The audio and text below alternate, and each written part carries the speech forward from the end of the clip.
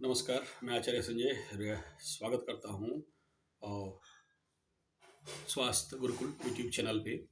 अ, ये सीरीज चल रहा है मन आहार, how to convert the negative mind into positive. तो अभी इतने सारे जो वीडियोस बना रहा हूँ उसमें नेगेटिव मन बनने के पीछे क्या रहस्य है, उसके बाद विचार करेंगे हम लोग how to convert into positive, what kind of practices and क्या क्या करना है। तो चलिए इस बिंदु पे कई सारे विषय पे हम लोग विचार कर लिए हैं। नेगेटिव माइंड कैसे बनता है, आहार का शुद्धिकरण, जो जहरीला कृषि और हमारे जीवन पे भोजन और आहार का क्या इफेक्ट पड़ता है इसमें। शुद्धिकरण, अशुद्धिकरण, पवित्रीकरण, अपवित्रीकरण, इस पे बात करते हैं। सबसे पहला विषय बिंदु आता है कि देखिए, कोई किसी का मर गया है, मरखी है, 10 दिन तक उनके हाथ के नहीं खाते, उनका पानी नहीं पीते, यहाँ तक कि उनको छूते नहीं। अगर छू लिए कहीं से तो घर में आके नहाना धोना, जनेऊ परिवर्तन, इस प्रकार का एक्टिविटीज होता है। ऐसा क्या हो गया? अच्छा चलिए और एक बात करते हैं। घर में माताएं 7 दिन तक वो उनका मासिक धर्म होता है, और इस दौरान मेट्रो सिटी, छोटा सिटी, आधुनिक कल्चर, छोटा परिवार, इनका बात नहीं कर रहे।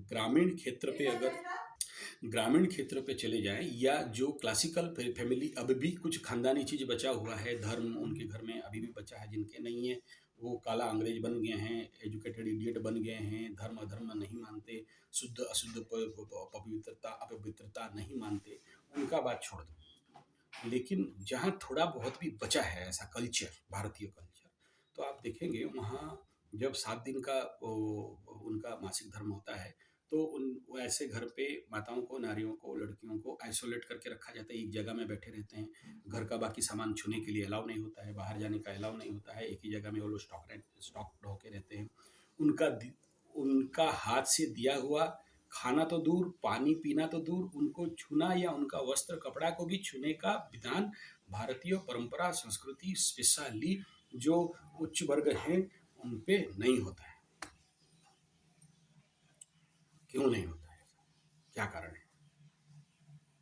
या ऐसे कहते हैं कि स्मशान घाट गए हो तो स्मशान घाट का पानी नहीं पीना, या ऐसे कहते हैं कि अगर कोई चमड़ा का व्यवसाय कर रहा हो तो सोच समझ के उनके घर पे जाना नहीं, खाना नहीं, पीना नहीं, या कोई ऐसे गंदा काम, अपवित्र काम पे पैसा रोजगार करके लाता है, उसके घर पे खाना नहीं। और मुख्यतः इवन मेरे दादाजी भी थे, बोलते ध्यान देना, बनिया का घर से नहीं खाना, बनिया के घर से अगर कुछ आए दान दक्षिणा तो उसको लेके किसी और जो ब्राह्मणों में नीचे ब्राह्मण है उनको दे देना। मैं उस समय इस सब बात को ध्यान नहीं देता था, लेकिन ज्यों-ज्यों ये इसके ऊपर मेरा रिसर्च बढ़ने लगा, स्वास्थ्य एंड हेल्थ एंड माइंड के ऊपर रिसर्च बढ़ने लगा, तो देखा कि हाँ, इसका इफ़ेक्ट और इम्पैक्ट भयंकर रूप में लोगों के ऊपर पड़ता है, और स्पेशली घर में बच्चों के ऊपर पड़ता है। जो बच्चे नेगेटिव ज़ोन ऑफ माइंड पे जाते हैं और उस नकारात्मक मन के कारण बहुत कुछ अपना नुकसान और बर्बाद कर देते हैं। सोचिए, एक पहला बात जो 10 दिन का बरखी का क्रिया होता है और उनके घर पे कोई मरा है, वो सारे उनके मन पे डिप्रेशन है, दुख है, कष्ट है, पीड़ा है, कोई मरा हुआ है, और वहाँ प्रेत का भी वास रहता है। वो 10-14 दिन तक फिर उसको प्रेत योनि से पितृ योनि भेजते हैं, शुद्धि होते हैं, फिर ब्राह्मण उनके हाथ से खाते हैं, वो बहुत सारा होता है। इसके पीछे रहस्य क्या है? उस कंडीशन पे उनका घर का पानी पीना, उनको छूना, उनका घर का अन्न भोजन कर देना। इवन मेरा जो गुरु जी हैं, एस्ट्रोलॉजिकल गुरु, वो खुद बोलते हैं कि बेटा, जो लोग इस प्रकार के साधना करते हैं, मरखी भोजन, पिंड भोजन और श्राद्ध भोजन कोशिश करना चाहिए कि नहीं खाया जाए। तो मैं उस समय नहीं समझ पाता था, लेकिन उसका इम्पैक्ट, आप ऐसे घर पे, आप कोई भी मरखी घर पे आप खा के आ जाओ, आप देख लो कितना दिन तक आपके अंदर भारीपन लग रहा है, और आप मेंटली थोड़ा सा डिप्रेशन जोन पे जा रहे हो, दुख, ऑटोमेटिक वो दुख आपके अंदर आएगा, यानी भाग हो रहा है। देखिए, वो दुख वहाँ से इधर भाग हो रहा है। और आप देखना, आपका जो लोग सूक्ष्म तौर पे अपने को स्टडी करते रहते हैं, उनका बात कर रहा हूँ।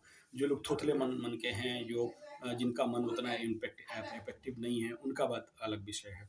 तो ये इम्पेक्ट कर देता है इस प्रकार। अच्छा, इसमें और एक रिसर्च आप ले सकते हो। तो कोई मरखी घर पे गया, कोई जलाने के लिए गया, जिसका जो लोग दृष्टा साक्षी आत्मा सिद्ध कर लिए, देख रहे हैं कि उनका मन का स्थिति क्या है, तो उनको ये पता चलता है। तो एक बार ऐसे ही मैं कोई डेड बॉडी जलाने के स्मशान पर ऐसा गया, तो आके मेरे को 10 दिन तक कुछ भारीपन और इस प्रकार का, तो मैं अपने गुरुजी को बोला, तो गुरुजी बोले देखो 10 दिन के बाद ये यही देखने का बात है कि 10 दिन के बाद जब आप नहा लेते हो, शुद्धि हो जाते हो, कपड़ा सब धोबी को दे देते हो और अपना जनेऊ खोल के दूसरा जनेऊ परिवर्तन कर देते हो, उस दिन क्या लग रहा है मेरे को बोलना।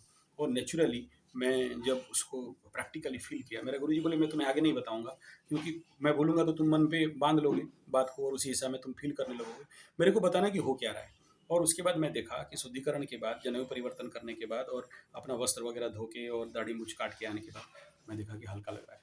This is impact, this is impact. ऐसे जगह में खाना, इस जगह में पीना, इस जगह पे जाना और उसका हमारे ऊपर क्या इफ़ेक्ट आता है। ठीक ऐसे ही है, जब भी 7 दिन का जो माताएँ उनके घर में पालन नहीं करते हैं आइसोलेशन, और वो 7 दिन पीरियड के दौरान भी खाना बना के अपने बच्चों को खिलाते हैं, अपने घर परिवार को खिलाते हैं, ये लिख लो कि उनके परिवार से ज़िंदगी भर कभी रोग, मानसिक प्रॉब्लम, मानसिक डिज़ीज़ छोड़ नहीं सकता और वो हमेशा उसमें ग्रसित होंगे ही होंगे। Impact of food on the condition of impact in mind on through the food। तो ऐसे व्यक्ति के जीवन पे ऐसा रोग आना संभावना बहुत ज़्यादा रहता है।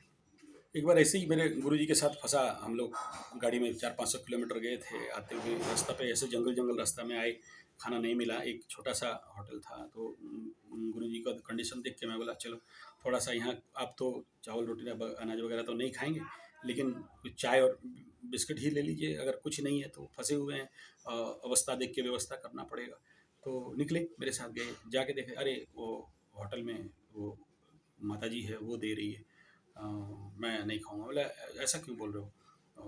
नहीं नहीं, मैं तो माता रानी का पूजक हूँ, भक्त हूँ, और लेकिन मेरा ऐसा कोई अभी नहीं था भावना की, लेकिन ऐसा है, वो जो वहाँ दुकान में बैठी है, अगर वो हो सकता है मासिक धर्म पे हो। बोला आपको कैसे पता चला? बोला ये तो नहीं बता सकता, लेकिन इतना बड़ा एस्ट्रोलॉजर हूँ और मेरा नाक, कुत्ते, भगवान ने मेरे को सब दे दिया, नाक कुत्ता का दिया, सूंघ के बता दूंगा कि किसका क्या हुआ है। और इस समय काल और इसको भी देख के मैं मुहूर्त देख के बता रहा हूँ कि ये क्या क्या कंडीशन पे है।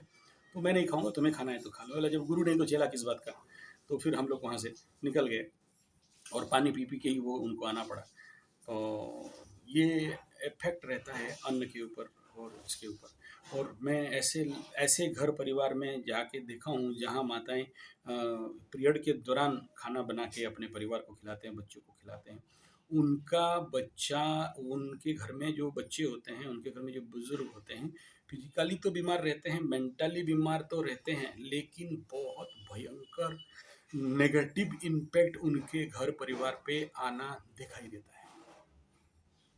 उनके जीवन पे जो जो इम्पैक्ट आते हैं, मैं एक एक को कहूँ तो मुश्किल है। एक आप देख लो, उनके घर में लोग बहुत ज़ोर से पार्टी कर, मतलब चिल्ला के बात करते होंगे, शोरगुल में पार्टी बात करते होंगे, एक दूसरे के साथ कभी पटरी या फ्रेंडशिप नहीं हो सकता है।